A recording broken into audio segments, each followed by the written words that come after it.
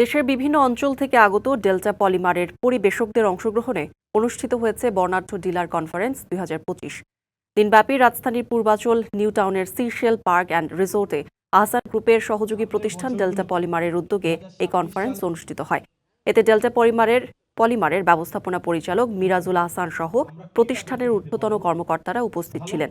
বক্তারা বলেন, উন্নত মানের প্লাস্টিক ডোর উৎপাদন ও সরবরাহের মাধ্যমে গ্রাহকের আস্থা অর্জন এবং দেশের নির্মাণ খাতে টেকসই ও আধুনিক সমাধান প্রদান করাই ডেল্টা পলিমারের মূল লক্ষ্য। কনফারেন্সে প্লাস্টিক ডোর শিল্পের বর্তমান অবস্থা, ভবিষ্যৎ পরিকল্পনা এবং পরিবেশকদের সঙ্গে পারস্পরিক সহযোগিতা জোরদারের বিষয়ে আলোচনা করা হয়। এ সময় সম্মাননা প্রদান করা হয় সেরা পরিবেশক ও জোনাল ফার্স্ট পরিবেশকদের।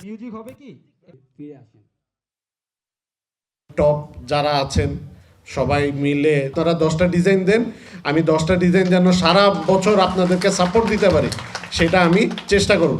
26 সালে চেষ্টা করব যেন প্রোডাক্ট কোয়ালিটি আরও ভালো হয়।